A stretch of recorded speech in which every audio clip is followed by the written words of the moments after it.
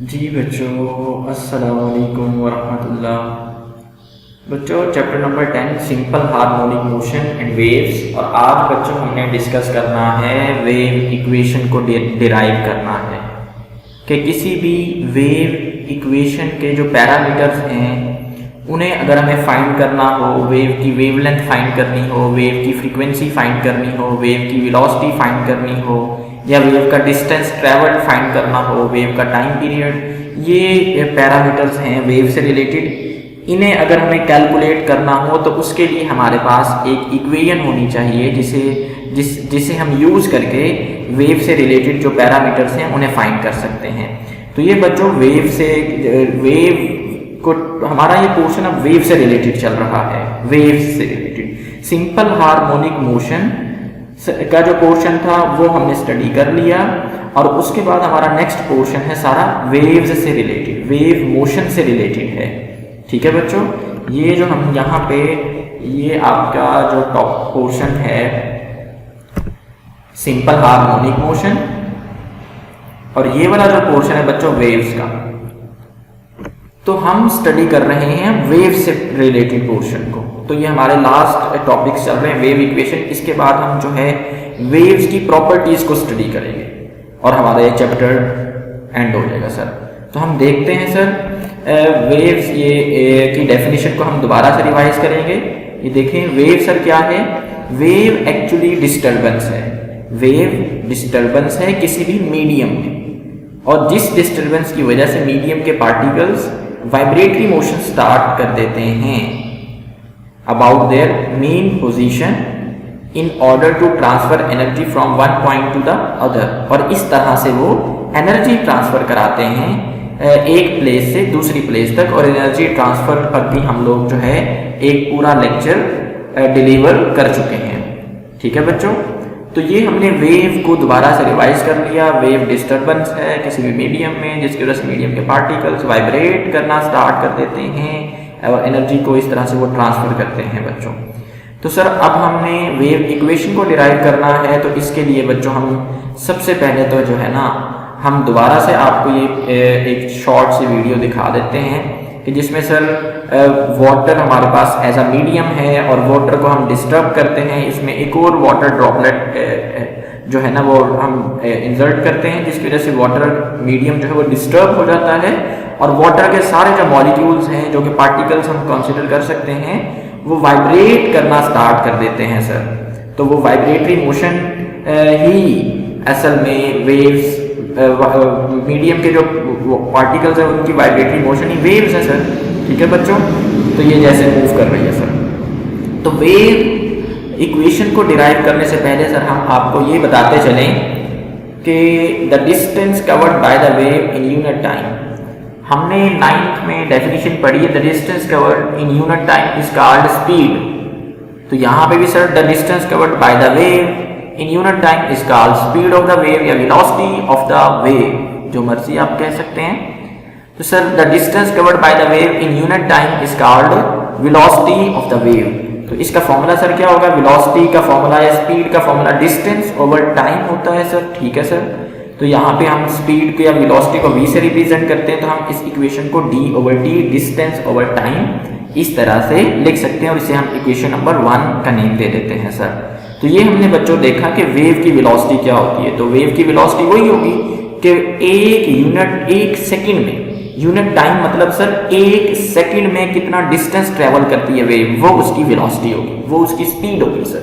तो ये हमारे पास इक्वेशन नंबर 1 है। और सर हमें ये भी पता है कि the time taken by the wave to complete its one vibration, एक वाइब्रेशन कंप्लीट करने के लिए वेव को जो टाइम लगता है उसे हम वेव का क्या कहते हैं, टाइम पीरियड। और इसे हम कैपिटल T से रिप्रेजेंट करते हैं, जो कि इक्वल होता है 1/f के। फ्रीक्वेंसी का रेसिप्रोकल टाइम पीरियड होता है, और टाइम पीरियड का रेसिप्रोकल फ्रीक्वेंसी कहा जाता है सर। तो ये सर हमारे पास टाइम पीरियड की डेफिनेशन है, इसका फॉर्मूला इन्हें हम आने वाले रिलेशन में आगे यूज करेंगे, इसलिए हमने पहले ही ये चीज आपको बता दी है। तो आप इस इक्वेशन को सर जहन में रखेंगे, इक्वेशन नंबर 1 को सर, इक्वेशन नंबर 1 को आप लोग जहन में रखेंगे। हम देखते हैं सर मजीद आगे, बहुत आसान है सर वेव इक्वेशन की डेरिवेशन, कोई मुश्किल काम नहीं है। तो सर ये देखें हम लेट करें हमें एक पॉइंट से, मीडियम है हमारे पास एक वेव को एक पॉइंट से दूसरे पॉइंट तक, ये हमारे पास एक और सेकंड पॉइंट है, दूसरे पॉइंट तक जाने के लिए जो टाइम लगता है सर, स्मॉल टी, टाइम जो है वो अगर इक्वल हो सर टाइम पीरियड के, किसके इक्वल हो? टाइम पीरियड के इक्वल हो।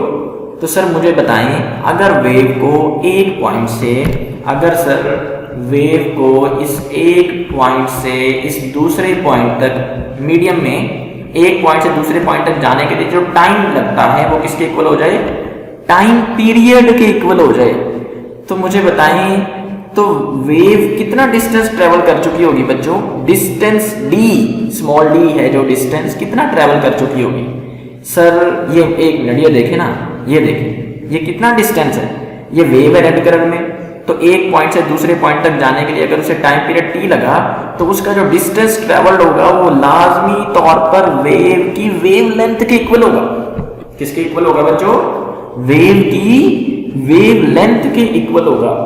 सर वेवलेंथ को हमने किस तरह डिफाइन किया था? The distance between two consecutive crest, या distance between two consecutive troughs, या distance between two adjacent crest and trough. दो साथ साथ वाले क्रस्ट और ट्रफ के दरमियान जो डिस्टेंस है उसे भी वेवलेंथ कहते हैं। दो मुतवातर, यहां पर मुतवातर सर यहां से लेके यहां से यहां तक का जो डिस्टेंस है ये भी क्या है बच्चों? ये भी क्या है? वेवलेंथ। और यहां से यहां तक का जो डिस्टेंस है ये भी क्या है बच्चों? ये भी क्या है? वेवलेंथ। लेकिन यहां से यहां तक का जो डिस्टेंस है ये भी क्या है बच्चों? वेवलेंथ। ये तीनों वेवलेंथ के इक्वल है सबके सब। तो ये जो ऊपर वाला है ये हमारे पास द डिस्टेंस बिटवीन टू, ये वाला the distance between two consecutive crust है, और ये the distance between two consecutive troughs है, और ये है the distance between two adjacent crest and trough. ठीक है जी, ये वेवलेंथ है सारी। तो यहां पे हमारे पास अगर बच्चों टाइम पीरियड जो है वो किसके, अगर बच्चों टाइम स्मॉल टी, टाइम जो है वेव को टाइम पीरियड के इक्वल लगे एक पॉइंट से दूसरे पॉइंट तक जाने के लिए, तो लाजमी तौर पर वेव ने कितना डिस्टेंस कवर कर लिया होगा? वेवलेंथ के इक्वल। मतलब सर मैं ये कहना चाहता हूं कि अगर टाइम पीरियड, टाइम जो है, टाइम मतलब स्मॉल टी टाइम पीरियड के इक्वल हो, अगर स्मॉल टी मतलब टाइम पीरियड के इक्वल हो, तो टाइम पीरियड क्या होता है? Time required to complete one vibration, one cycle, one oscillation. तो मतलब सर टाइम पीरियड तो होता है वो टाइम जो कि एक ऑसिलेशन को कंप्लीट करने में लगे। तो सर फिर हम ये कहेंगे कि डिस्टेंस कितना कवर हो गया? वेवलेंथ के इक्वल। डिस्टेंस कितना हो गया? वेवलेंथ के इक्वल हो गया। तो हमारी जो इक्वेशन नंबर 1 है, याद है ना equation number 1, velocity is equal to distance over time, ये हमारी इक्वेशन नंबर 1 है। तो यहां पे हम सर इस डिस्टेंस को रिप्लेस कर देंगे किससे? डिस्टेंस को हम रिप्लेस कर देंगे वेवलेंथ के साथ, और यहां पे हमारे पास जो टाइम है इसे हम रिप्लेस कर देंगे बच्चों टाइम पीरियड के साथ। तो हमारे पास इक्वेशन नंबर 1 सर क्या बन जाएगी? इक्वेशन नंबर 1 को हम लिख सकते हैं लैम्डा ओवर कैपिटल टी मतलब टाइम पीरियड। तो अब आप लोगों ने ये इक्वेशन नंबर 3 को बच्चों जहन में रखना है। इक्वेशन नंबर 3 से आगे हम काम करेंगे, तो इक्वेशन नंबर 3 को आप जहन में रखें, हम आगे देखते हैं। इसे हमने इक्वेशन नंबर 3 कह दिया। अच्छा बच्चों ये देखें, इक्वेशन नंबर 3 के पर बात करने से पहले हमें ये रिलेशंस दोनों पता हैं? यस सर हमें पता है। तो ये sir equation number 3, equation number 3 को बच्चों हम इस तरह से लिख सकते हैं? यस सर लिख सकते हैं। 1/t को हमने सेपरेट कर लिया, लैम्डा हमने सेपरेट कर लिया, अब भी दोनों मल्टीप्लाई हो रहे हैं। तो सर यहां पे हमारे पास जो 1/t है इसको हम रिप्लेस करा सकते हैं सर किसके साथ? 1/t को हम रिप्लेस करा सकते हैं बच्चों किसके साथ? f के साथ। f के साथ रिप्लेस करा सकते हैं ना इसे। तो हमारे पास जो इक्वेशन बन जाएगी फाइनली, इक्वेशन नंबर 3 जो है बच्चों ये वाली इक्वेशन नंबर 3, ये भी 3 है और ये भी 3 है। मतलब सर इक्वेशन नंबर 3 को हम इस तरह लिख सकते हैं ना, v is equal to f lambda. मतलब सर यहाँ पे 1/t की जगह पे हमने क्या ले आए? हम फ्रीक्वेंसी f। किस तरह से? यहां से सर, इस रिलेशन से। तो हमारे पास बच्चों ये है wave equation, it is called wave equation, v is equal to F lambda, ठीक है, लैम्डा मतलब wavelength. It is called wave equation, और यहाँ पे जो है v स्पीड ऑफ वेव है या वेलोसिटी ऑफ वेव है, f फ्रीक्वेंसी ऑफ वेव है, और लैम्डा वेवलेंथ ऑफ वेव है। और बच्चों ये बात आप याद रखें कि ये इक्वेशन लॉन्गिट्यूडनल वेव्स या ट्रांसवर्स वेव्स दोनों के लिए एप्लीकेबल है, दोनों के लिए वैलिड है, दोनों के लिए ट्रू है, ठीक है बच्चों। ये हमारी वेव इक्वेशन आज डिराइव हो गई, कोई मुश्किल नहीं है। अब हम वेव इक्वेशन से रिलेटेड जो एक न्यूमेरिकल देखते हैं, बहुत ईजी है, जो कि हमने कहा कि अगर हमें प्रॉब्लम आता है कि वेव के पैरामीटर्स फाइंड करने के लिए, तो हम जो इक्वेशन यूज करेंगे वो हमने डिराइव कर ली। ये हमारे पास एक प्रॉब्लम है, a wave moves on a slinky with a frequency of 4 Hz। Frequency बच्चों कितनी है उसकी? फ्रीक्वेंसी बच्चों है उसकी 4 Hz है, और वेवलेंथ कितनी है? 0.4 मीटर, मतलब 40 सेंटीमीटर। तो हमें उसकी स्पीड बतानी है कि उसकी स्पीड कितनी होगी, किस स्पीड से वो ट्रैवल कर रही है, मूव कर रही है। तो बच्चों ये हमारे पास गिवन डाटा है, फ्रीक्वेंसी 4 Hz, वेवलेंथ 0.4 मीटर, तो हमें वेव की स्पीड रिक्वायर्ड है। तो सर हम सोल्यूशन करते हैं, सोल्यूशन में सर हमें पता है v is equal to F lambda, ये वेव इक्वेशन है, तो वेव स्पीड हम इस तरह कैलकुलेट कर सकते हैं। फ्रीक्वेंसी 4 Hz पुट कर दी और लैम्डा की वैल्यू 0.4 मीटर, तो हमारे पास आंसर क्या आ गया? 1.6 मीटर पर सेकेंड। न्यूमेरिकल वैल्यूज को हम मल्टीप्लाई कर लेंगे, न्यूमेरिकल वैल्यूज को बच्चों हम क्या कर लेंगे? मल्टीप्लाई। तो ये हमारे पास आंसर आ गया 1.6, और जो यूनिट्स हैं, यूनिट्स को हम वैसे सॉल्व कर लेंगे। ये बच्चों ये हर्ट्ज किसके इक्वल होता है? हर्ट्ज बच्चों किसके इक्वल होता है? हर्ट्ज इक्वल होता है ऑसिलेशंस पर सेकंड। किसके इक्वल होता है बच्चों? ऑसिलेशंस पर सेकंड।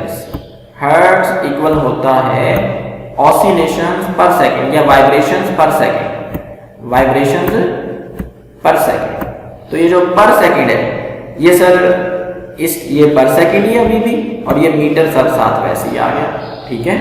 ये हमारे पास जो है ना क्लियर हो गया sir. v is equal to F lambda से हमने कैलकुलेट कर ली वेव की स्पीड, ठीक है बच्चों। ये देखिए हमने बुक पे कहाँ पे आपकी ये है equation,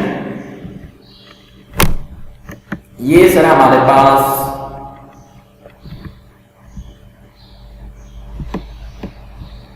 relation between velocity frequency ये पोर्शन है, और सर यहां पे भी इसका ही कुछ पोर्शन है, ठीक है बच्चों। ये हमारे पास वेव इक्वेशन डिराइव होगी, और ये न्यूमेरिकल हमने सॉल्व किया इस इक्वेशन से रिलेटेड, ठीक है बच्चों। आप इसे अच्छी तरह से प्रैक्टिस करें। अब हमारा टॉपिक वेव्स की प्रॉपर्टीज डिस्कस करने से रिलेटेड है। अल्लाह हाफिज।